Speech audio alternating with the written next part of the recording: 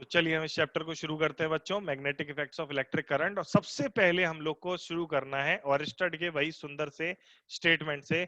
ऑरस्टेड एक साइंटिस्ट थे, हांस ऑरस्टेड, पता नहीं क्या नाम है। ऑरस्टेड जो है found that magnetic field is established around a current carrying current. तो इसका जो मतलब एफर्ट है वो ऑरस्टेड ने एक अल्टीमेटली बड़े बड़े शब्दों में एक बहुत ही सुंदर सी बात बोली कि every moving charge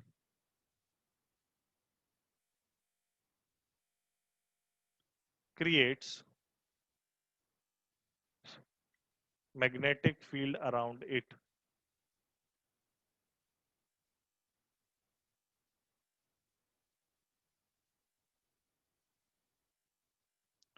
Every moving charge creates magnetic field around it. अब जरा मुझे एक बात बताइए, मूविंग चार्जेस को क्या कहते हैं हम? मूविंग चार्जेस यदि किसी वायर में है तो हम उसको क्या कहते हैं? हाँ, करंट। करंट कहते हैं। यानी कि अगर मूविंग चार्जेस से मैग्नेटिक फील्ड बन रही है तो फिर करंट से तो मैग्नेटिक फील्ड बनेगी बनेगी। गलत कह रहा हूं क्या? नो ये सर। ये है, देखो मैंने कहा था हांस क्रिश्चियन हांस ऑर्स्टेड करके इसका नाम है। ये ऑर्स्टेड ये ने सब हमको, कैसे अंग्रेजी के होते हैं सर? अंग्रेजी क्यों होते हैं? अब उसका कारण है हम लोग की गुलामी, जो 1000 साल की गुलामी रही है वो अंग्रेजी, और लेटेस्ट डेवलपमेंट अंग्रेजों की गुलामी, वो इसका कारण है कि हम लोग सारे के सारे ये सब अंग्रेजी ही क्यों होते हैं। ए, मतलब जब भी कोई एक देश किसी दूसरे देश के अधीन होता है तो वो अपना बहुत बड़ा पार्ट जो है आने वाले भविष्य का मिस कर, मतलब प्रेजेंट तो खराब होता ही होता है, भविष्य का एक बहुत बड़ा पार्ट खराब हो जाता है। मतलब हम लोग आज तक अपने ही देश से लड़ रहे हैं, मतलब पाकिस्तान क्या अपना ही तो है। आज तक हम लोग अपने ही देश से लड़ रहे हैं, मतलब आपस में ही लड़ रहे हैं। वो हरामखोर जो करके गए आपस में ही लड़ रहे हैं। तो हमको ऑरस्टेड ने ऐसे बताया था, अब इस पर डिस्कशन नहीं करते अपन। हमको ऑरस्टेड ने बताया था कि भैया एवरी मूविंग चार्ज जो है वो क्रिएट करता है मैग्नेटिक फील्ड अपने चारों तरफ। इसका फिर हम लोग ने जो चारों तरफ जो मैग्नेटिक फील्ड होती है उसके बारे में भी फिर चर्चा करी कि मैग्नेटिक फील्ड जो है वो किस तरह से बनती है, मैग्नेटिक लाइंस कैसी होती हैं। अब आते हैं हम करंट कैरिंग वायर के कारण magnetic field lines, magnetic field due to current carrying wire. सबसे पहले हम लोग इस पर आते हैं, magnetic field lines due to current में। पहले तो मैग्नेटिक फील्ड और मैग्नेटिक फील्ड लाइंस ये सब समझ लेते हैं, ठीक है ना? कौन बताएगा मैग्नेटिक फील्ड क्या होता है?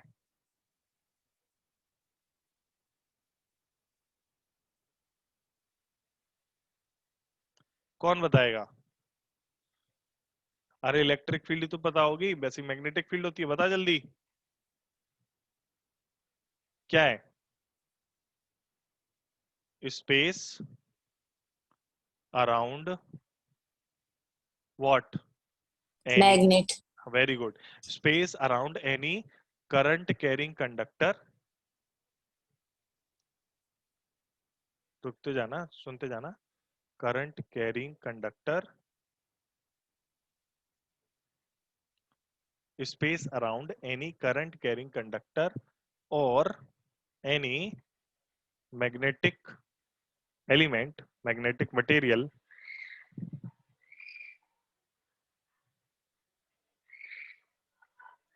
in which another magnetic material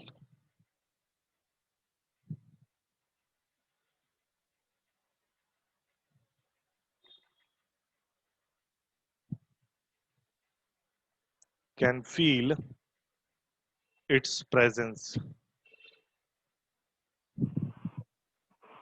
कोई और मैग्नेटिक मटेरियल जो है इसकी प्रेजेंस को पकड़, मैग्नेटिक फील्ड क्या है? Space around any current carrying conductor, खाली जगह, आसपास की जगह जहां पर कोई दूसरा मैग्नेटिक मटेरियल, मतलब उस जगह पर कोई कैन फील इट्स प्रेजेंस, मतलब एक दूसरे की प्रेजेंस को वो लोग फील कर पाए, एक दूसरे की प्रेजेंस को फील कर पाए। जब एक दूसरे की प्रेजेंस को फील कर पाते हैं तो हम इसको कहते हैं कि ये उसकी मैग्नेटिक फील्ड है, उसके आसपास की मैग्नेटिक फील्ड है। जैसे कि बार मैग्नेट लेते हैं,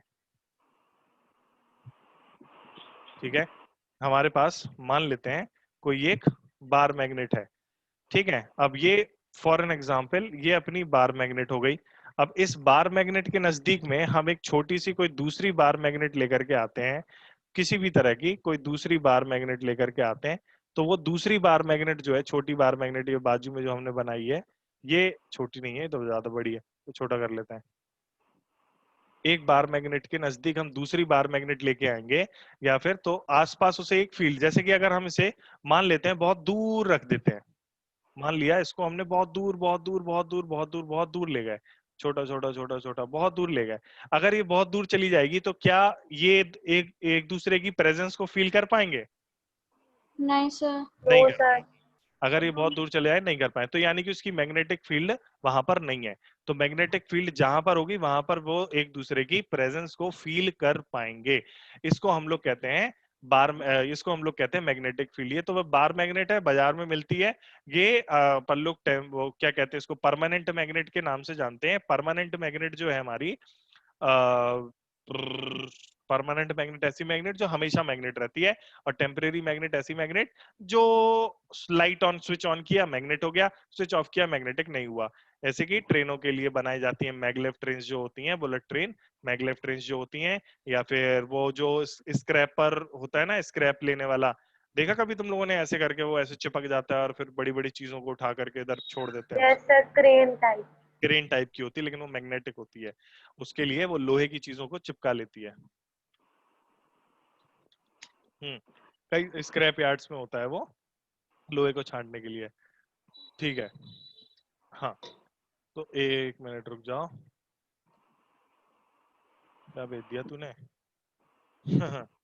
ये क्या बनाया रे? सर मैग्नेटिक फील्ड अवियल बनाया सर। अच्छा, तो ये तुमने पेन खरीद लिया क्या? नहीं सर, हाथ से बनाया सर। ठीक है, चलो। मैग्नेटिक फील्ड जो होती है, अब वो तुमने जो बनाई है बच्चों, उनको कहते हैं मैग्नेटिक फील्ड लाइंस। तो let's talk about that now.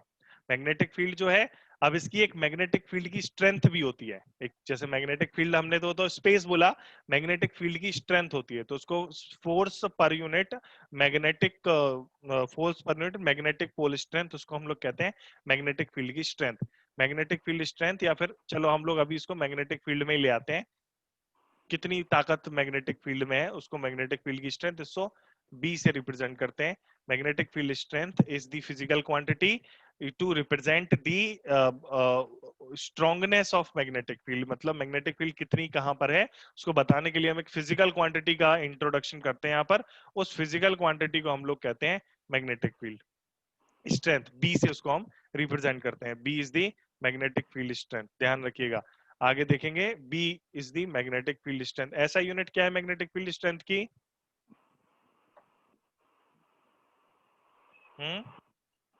Tesla.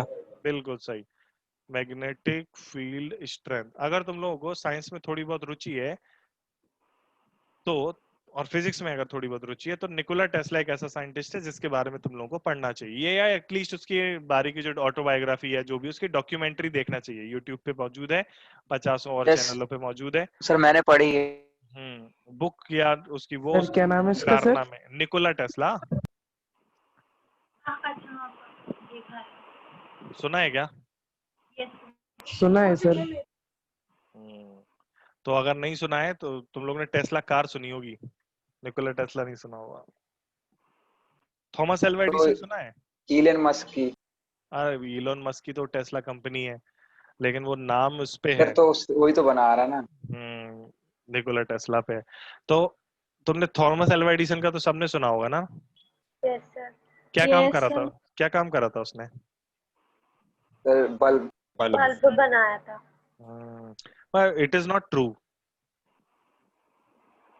अगर अपन लोग थोड़ा ढंग से पढ़ेंगे तो Edison and Tesla were rival, yes their rival, सही बात है। अगर आप स्टोरी पढ़ोगे तो आपको पता चलेगा कि एक मूवी है द करंट वार्स करके। सर वो एसीडीसी की लड़ाई थी ना उनमें। बिल्कुल बिल्कुल सही, बिल्कुल सही, एसीडीसी की लड़ाई। हाँ, लॉस्ट इन्वेंशन, मतलब बहुत गजब की जो साइंटिस्ट में होना चाहिए क्वालिटीज वो उसमें थी, मतलब जैसी हीरोइक क्वालिटीज जो हैं उसमें थी। तो एक मूवी है, क्या नाम है उसका, द करंट वॉर। वो एक्चुअली इसी पर है, स्पेसिफिकली इसी पर है। अब करंट वॉर मुझे याद आ गया, मैंने देखी नहीं है लेकिन अब मुझे देखनी है, आज मैं इसको कहीं से डाउनलोड करूंगा। तो मैग्नेटिक फील्ड स्ट्रेंथ जो है बालकों, इस ऐसा unit, it is a physical quantity, it's ऐसा यूनिट is Tesla, और it is a vector quantity जैसे कि दिखाई दे रहा है, डायरेक्शन भी होती है, मैग्नीट्यूड तो होता ही है। सर इसकी हाँ ऐसा यूनिट गॉस भी तो होती। बिल्कुल सही, वो ऐसा यूनिट नहीं है लेकिन वो उसकी छोटी यूनिट है, सीजीएस यूनिट है उसकी वो, ठीक है। अनदर यूनिट इज गॉस, समझे क्या? Yes sir. टेस्ला क्या है, एक बड़ी यूनिट है, तो इसको हम गॉस से कई बार रिप्रेजेंट करते हैं, Karl Frederick Gauss, Karl Frederick Gauss.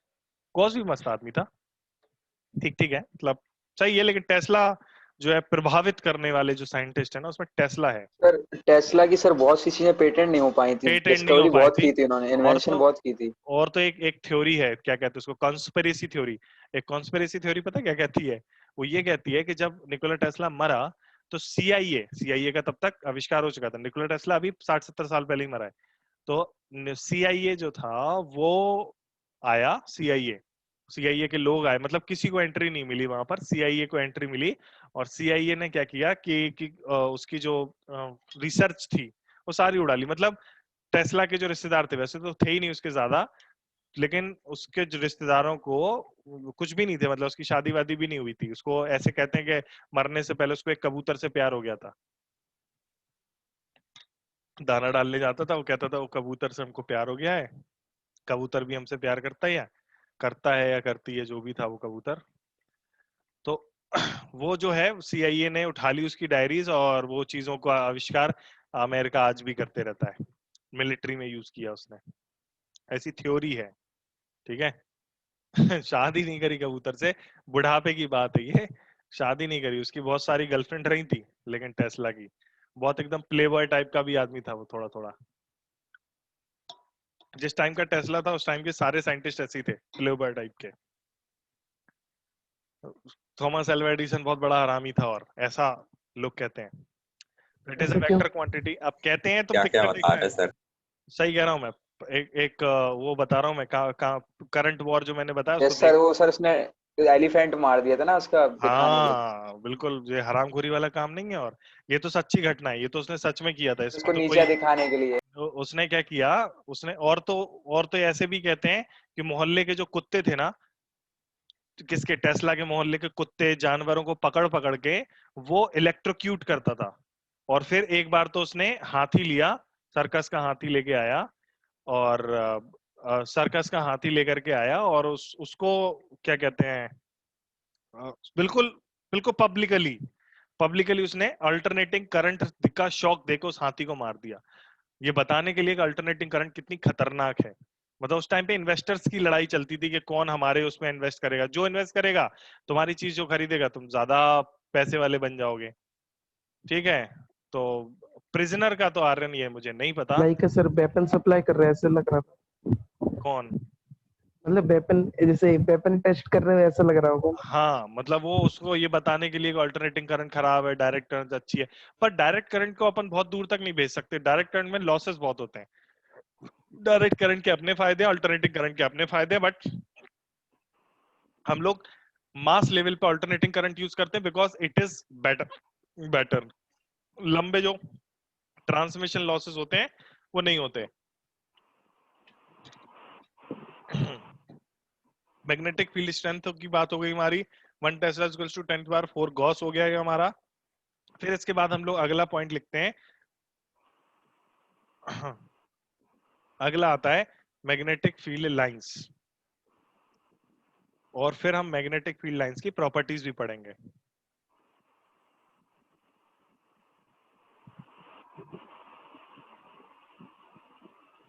Magnetic field lines, अब मैग्नेटिक फील्ड लाइंस लिखते हैं।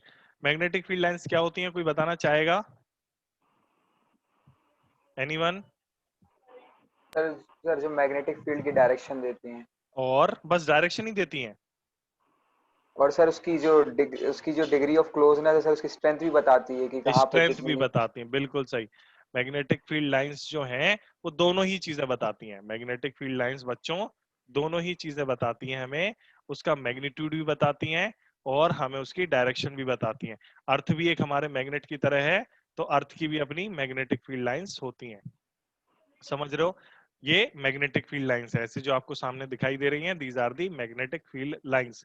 तो magnetic field lines around, these are the first of all imaginary lines, concentrate, these are the imaginary lines, these are the imaginary lines। ये जो होती है हमारी magnetic field lines imaginary lines होती हैं, which shows the magnitude and direction of magnetic field strength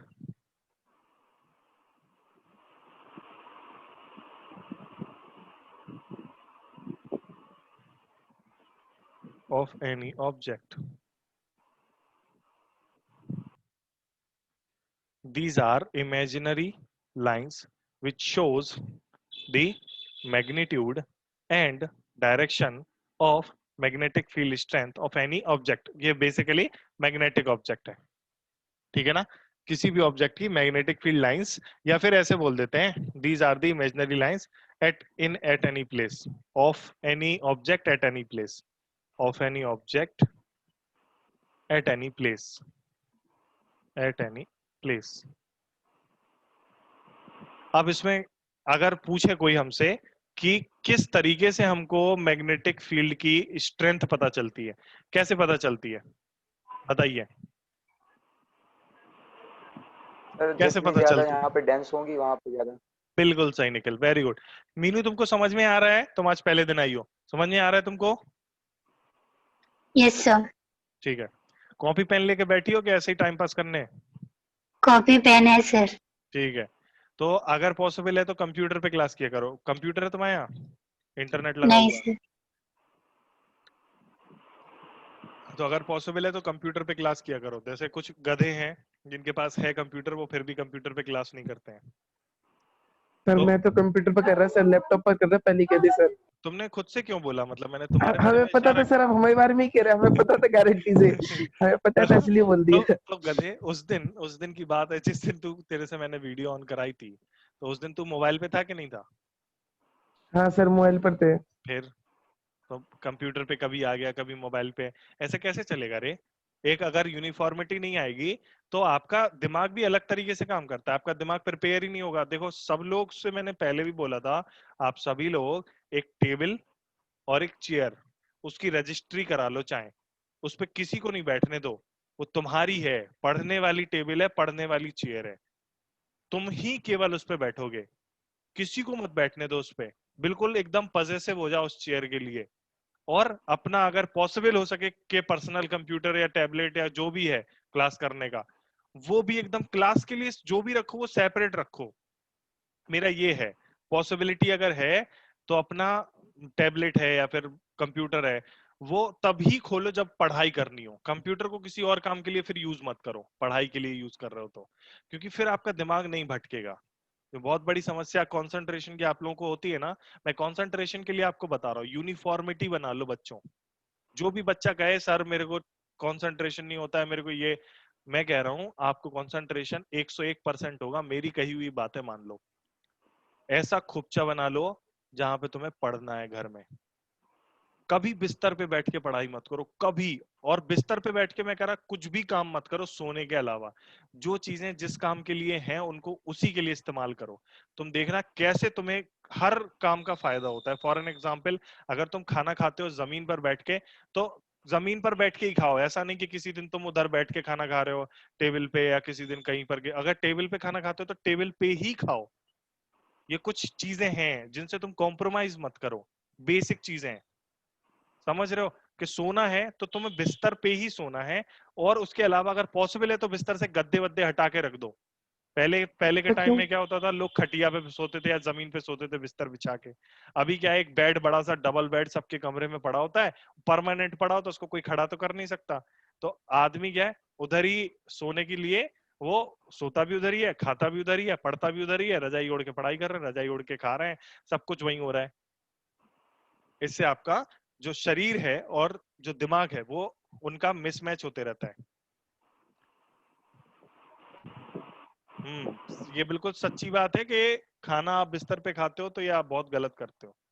TV अगर आप देखते हो तो टीवी देखने के लिए आप अलग से सेपरेट कमरा होना चाहिए। जैसे मेरे घर में हर कमरे में टीवी नहीं है, हम लोग ने एक बड़ी जगह पर ड्राइंग रूम। एक बड़ी टीवी लगा रखी है, वहीं पे सब लोग टीवी देखते हैं। जिसको देखनी है उसी में देखो, रिमोट तो ऑफ कोर्स पिताजी के पास होता है, लेकिन जिसको देखनी है उसी में देखो, नहीं देखनी है एसटीसी कराओ।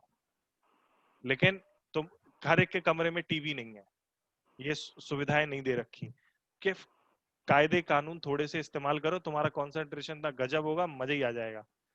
तो दो बातें यहाँ पर, these are the imaginary lines which shows the magnitude and direction. तो how are we going to describe the magnitude of any magnetic field strength just by looking तो उसकी density से, number of magnetic field line per unit volume, या फिर ऐसे बोले density of electric field lines, density of electric field lines gives us, अरे यार क्या लिख दिया मैंने, मैग्नेटिक। वैसे ये इलेक्ट्रिक के लिए भी सही है पता, density of electric field lines gives the strength of electric field, density of magnetic field line gives us the strength of magnetic field.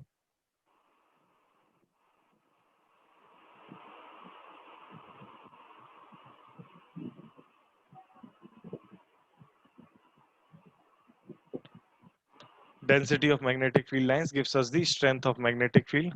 दूसरा point, tangent to the magnetic field lines gives us the direction of magnetic field line.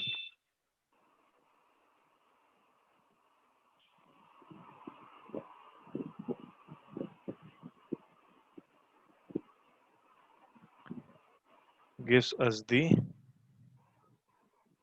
direction of magnetic field.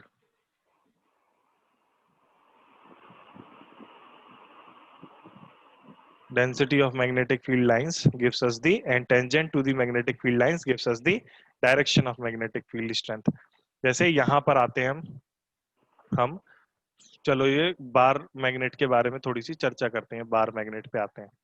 Let's talk about bar magnet. Bar magnet में अगर हम ध्यान से देखें तो हमें density कहाँ की अधिक दिखाई दे रही है। हमने देखा अरे यार यहाँ पर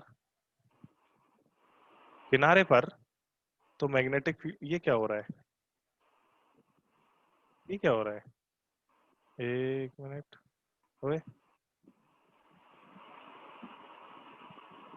ओए, ये तो बहुत गड़बड़ सा काम है।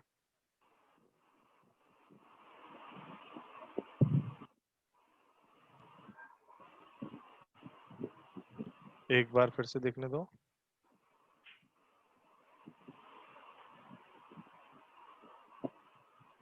चलो अभी नहीं हो रहा। तो जैसे यहाँ पर देखें और यहाँ पर देखें तो आपको डेंसिटी कहाँ पर ज्यादा दिखाई दे रही है, पोल्स पे। हाँ पोल्स पर डेंसिटी ज्यादा दिखाई दे रही है, इसीलिए मैग्नेटिक फील्ड की स्ट्रेंथ भी पोल्स पर ज्यादा होती है। तो यहाँ पर लिख देंगे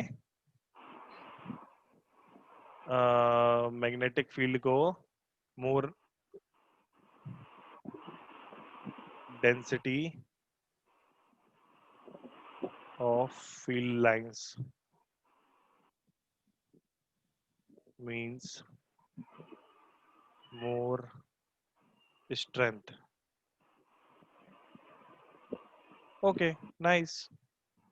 अच्छा अभी हम इसकी बात कर लेते हैं टेंजेंट कैसे बनाएंगे। देख लो टेंजेंट कैसे बनाएंगे। टेंजेंट क्या है, सर्किल की बनाते थे तो यहाँ पर भी सर्कल से सर कॉर्नर से निकलता है सर एक स्ट्रेट हाँ लाइन, ऐसे कहाँ से निकलता है, उससे टच करते हुए सर। हाँ तो हमने क्या किया यहाँ पर टच करते हुए ऐसे करके लाइन बना ली, तो ये इस पॉइंट की टेंजेंट हो गई, तो मैग्नेटिक फील्ड लाइन की डायरेक्शन दे रही है।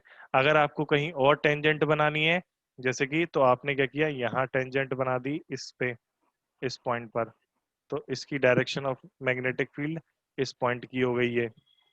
यहाँ पर इस पॉइंट की मैग्नेटिक फील्ड हो गई, मतलब टेंजेंट बनाओगे अलग अलग जगह पर, आपको मैग्नेटिक फील्ड की अलग अलग डायरेक्शन महसूस होगी। सर इसी साइड से अगर उस साइड कर दो, उल्टा बना दो सर। फिर से बोल। नहीं नहीं नहीं सर नहीं नहीं, ये एरो की डायरेक्शन, ये मैग्नेटिक फील्ड लाइंस की जो डायरेक्शन है उसको भी तो अकाउंट में लेंगे कि अपोजिट बना देंगे? मैग्नेटिक फील्ड लाइंस की डायरेक्शन के साथ ही तो टेंजेंट ओके सर। बनाओगे। अभी हम लोग कुछ properties of magnetic field lines पढ़ते हैं कि मैग्नेटिक फील्ड लाइंस की क्या क्या प्रॉपर्टीज होती हैं। चलिए, properties of magnetic field lines. किसी को पता है क्या ये कक्षा 10 वाली चीजें हैं? Yes sir. हाँ सर, बताओ। क्या पूछा आपने? प्रॉपर्टीज। सर एक दूसरे को इंटरसेक्ट नहीं करती। वेरी गुड, ये एक बहुत ही इंपॉर्टेंट प्रॉपर्टी है। और एक और इंपॉर्टेंट प्रॉपर्टी है, सबसे इंपॉर्टेंट कौन सी है? क्लोज लूप बना।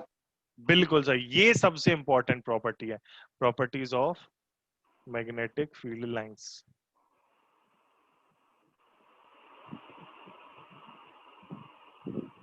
क्लोज लूप कौन सी लाइंस नहीं बनाती?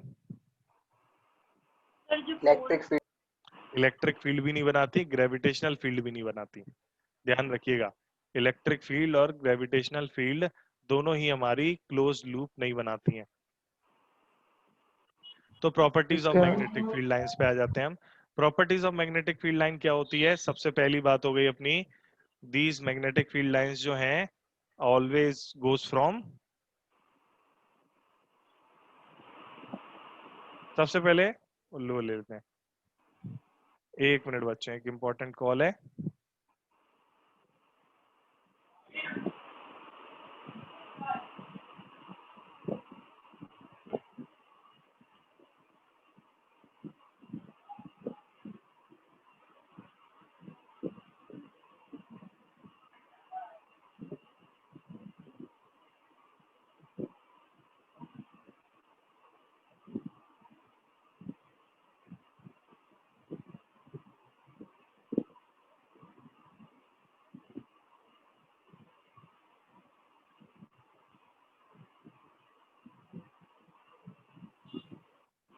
तो properties of magnetic field line में सबसे पहले हम लोग प्रॉपर्टी पढ़ते हैं कि दीज लाइन, पहले तो लूप, क्लोज लूप वाली पढ़ लेते हैं। Magnetic field lines forms close loop. Magnetic field lines forms closed loop always. इसी से प्रूफ होता है कि मोनोपोल नेवर एग्जिस्ट। एक बात आप लोगों ने सुनी होगी, मोनोपोल नेवर एग्जिस्ट, सुनी है क्या किसी ने? हाँ सर, क्या होता है इसका मतलब? अभी हम सुनी सर। सर कभी भी मैग्नेट में सिर्फ एक पोल नहीं होता। इसका क्या मतलब है? एक पोल का क्या मतलब हुआ? सर मतलब ये है कि अगर मैग्नेट को अपन कितने भी मतलब पीसेस में तोड़ते जाएंगे, उसके उतने पोल्स बनते जाएंगे, सही मतलब नॉर्थ उतने। साउथ में बढ़ता जाएगा। हाँ, मतलब तुम सोचो कि तुम केवल नॉर्थ पोल निकाल लिया कहीं से तो नहीं मिलेगा। तुम्हारे पास एक बार मैग्नेट है, तुम उसको काट दोगे तो नई बार मैग्नेट बनेगी जिसमें नॉर्थ और साउथ दोनों पोल एग्जिस्ट होंगे। और प्रिंस फालतू मस्करी करने की कोशिश मत किया कर, हर चीज का टाइम एंड प्लेस होता है। तो magnetic field lines always forms close loop.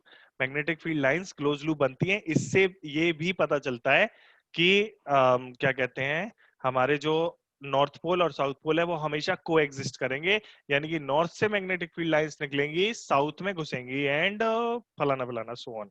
अभी और साउथ से फिर नॉर्थ में चली जाएंगी, मतलब नॉर्थ से साउथ फिर साउथ से नॉर्थ, ये वाली बात है। और सुनो जरा, properties of magnetic field lines हो गई हमारी।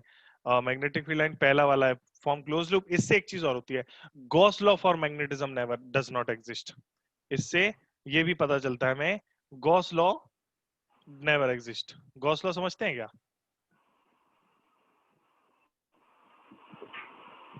हैं? पता है क्या?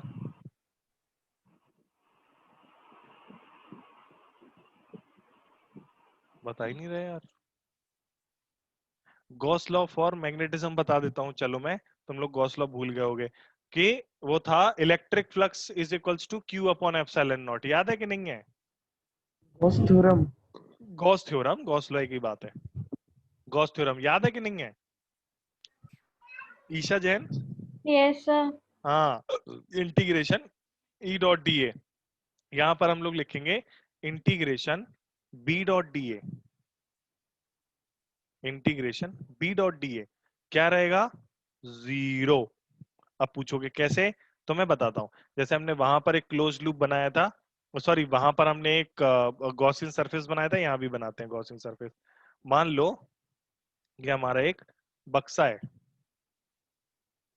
अब इस बक्से में रखी है बार मैग्नेट।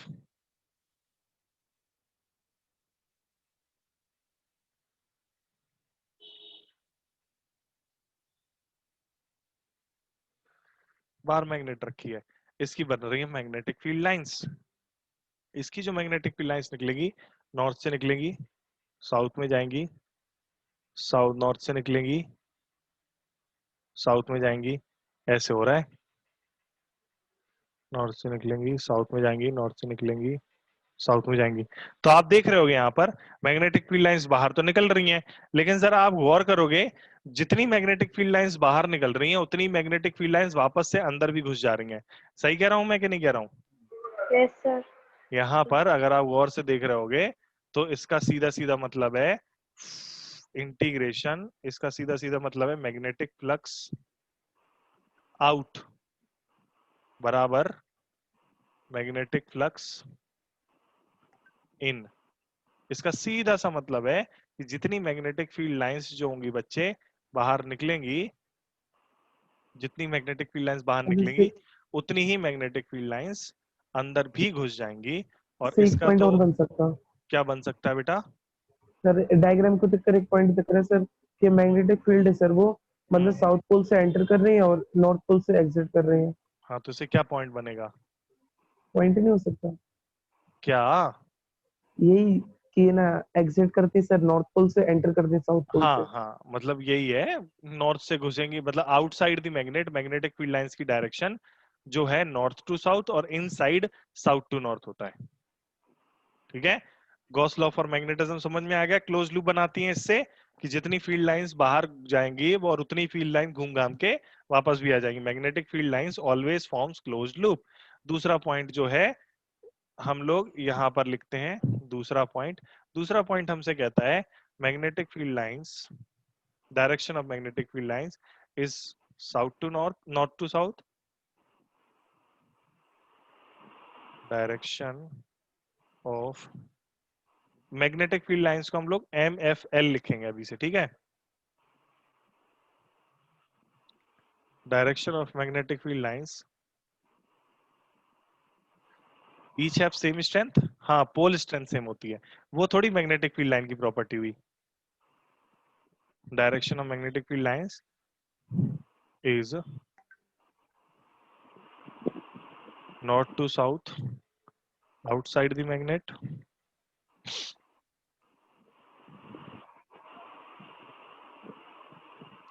और south to north inside the magnet. इधर लिख दें छोटा सा, south north to south outside magnet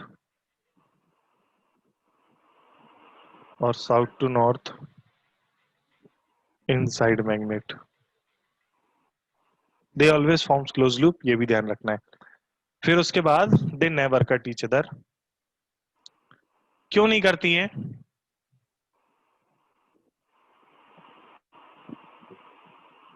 sir क्यों नहीं दो करती? डायरेक्शन दे देंगी। हाँ, एक ही पॉइंट पर दो दो डायरेक्शन दिखाई देंगी। Magnetic field lines never cut each other. फिर इसका if they do so, because, full stop के बाद because if they do so then it would mean there can be two direction of magnetic field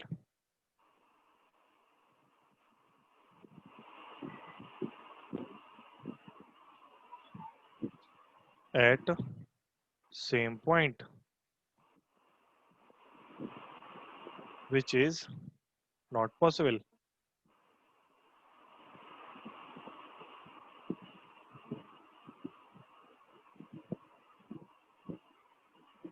to direction of magnetic field at same point which is not possible. तो चलिए इसको हम लोग बना के देखते हैं। जैसे कि मैग्नेटिक फील्ड लाइंस, अगर तुमने एक ही मैग्नेट की दो मैग्नेटिक फील्ड लाइंस को तुमने कट कर दिया, ये हमारी MFL है। तो इसका क्या मतलब हुआ कि अभी आप अगर इस पॉइंट पर टेंजेंट बनाओगे तो एक टेंजेंट आपका इधर जाएगा, एक टेंजेंट आपका इधर जाएगा, तो सेम पॉइंट पर दो मैग्नेटिक फील्ड की डायरेक्शन हो गई। This is not possible.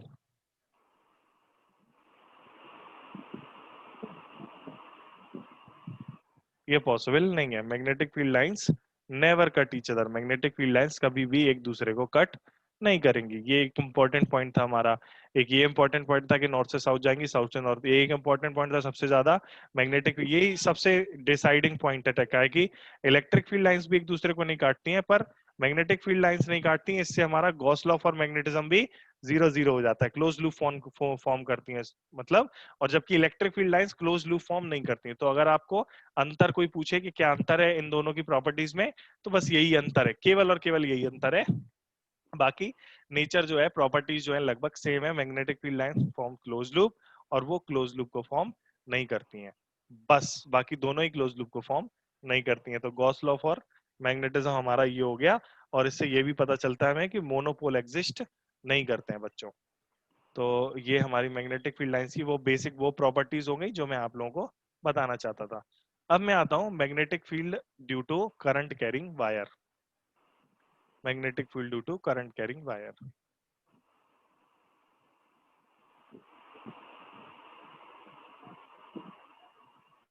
पहले तो magnetic field lines due to current carrying wire.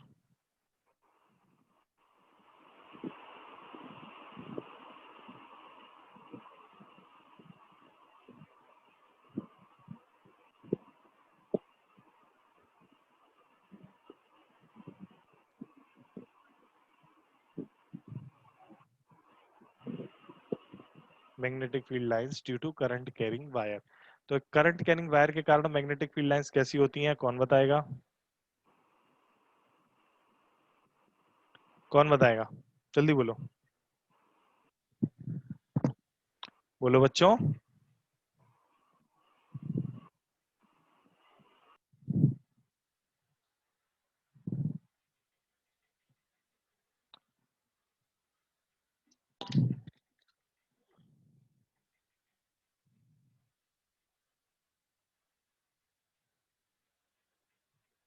अरे नहीं रे, फ्लेमिंग रूल नहीं लगाना। राइट हैंड थंब रूल से पता चलता है।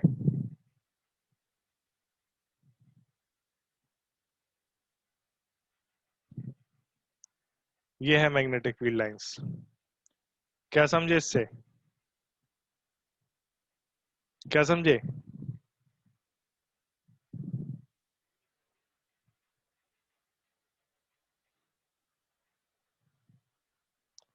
Magnetic field lines due to current carrying straight conductor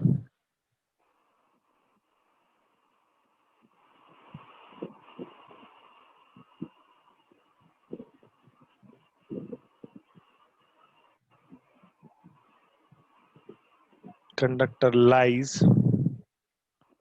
in perpendicular plane, lies in perpendicular to the current plane। ध्यान रखिएगा, perpendicular to the current plane में वो सारी की सारी लाई करती हैं इन फॉर्म ऑफ व्हाट? किस फॉर्म में? In form of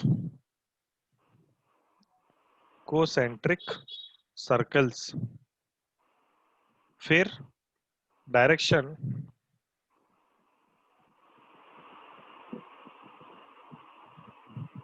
of magnetic field lines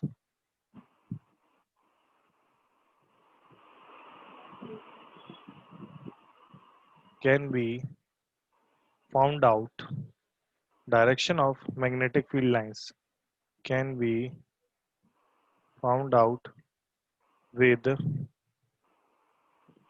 direction of magnetic field lines can be found out with, किसकी वजह से पता कर चल सकती है हमें direction magnetic field lines can be found out with the help of right hand thumb rule. सुना है क्या किसी ने? हाँ सर, बताओ 10th में Yes, करीब sir. में पढ़ा था। बताओ बताओ बताओ।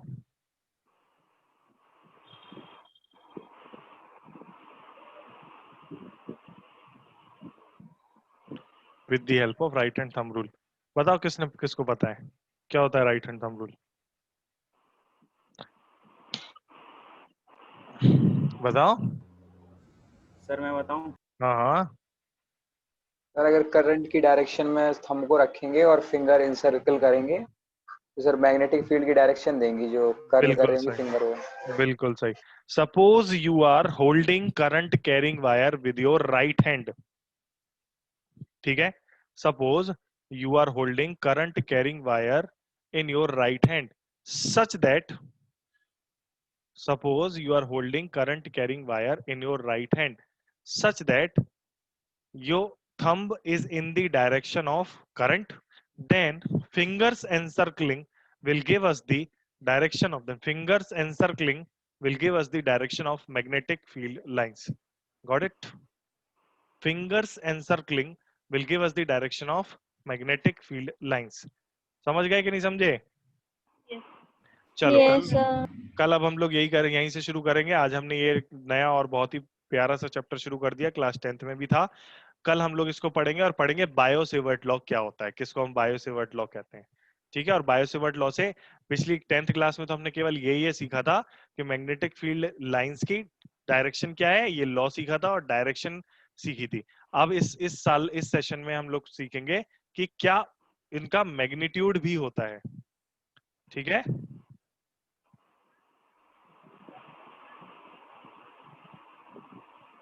चलिए क्लास खत्म। आप सभी का पधारने के लिए बहुत बहुत धन्यवाद। संडे को टेस्ट होगा, टाइमिंग मोस्ट प्रोबेबली 12 से 3, नहीं तो टाइमिंग लास्ट डे पे आप लोग को अगर कोई स्पेशल टाइमिंग करानी है तो चेंज करा लेना, लेकिन टाइमिंग रहेगी 12 से 3। और वो टेस्ट लिमिटेड टाइम टेस्ट होता है हम लोग के, यानी कि 12 से 3 में ही ओपन होंगे, बस उसके बाद ओपन नहीं होंगे।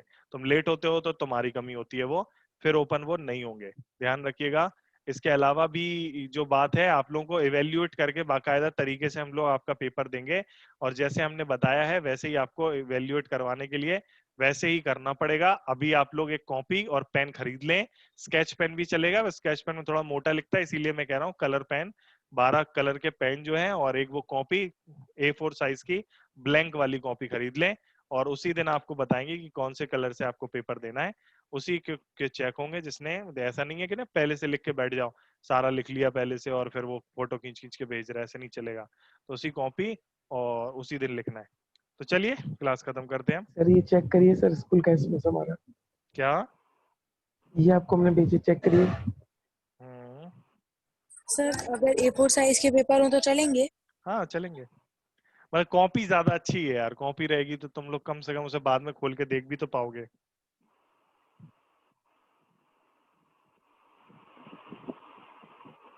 Okay sir. सर प्लेन चाहिए ना? क्या चीज बेटा? Plane copy? प्लेन पेपर होना चाहिए बस। Okay sir. चलिए ठीक है, okay bye. Good evening sir, good night. Good night. Thank you, sir. Good thank night you. बेटा, good night, good night, bye.